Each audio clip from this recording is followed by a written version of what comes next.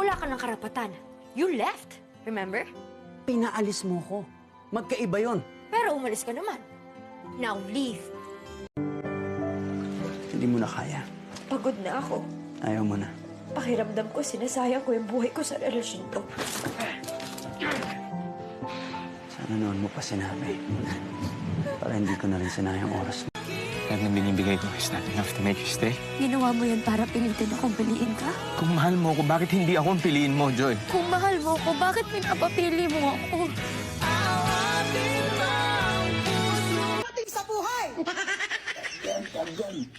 Relax lang, ma'am. Kapal na mga mukha nyo! High blood is mentally.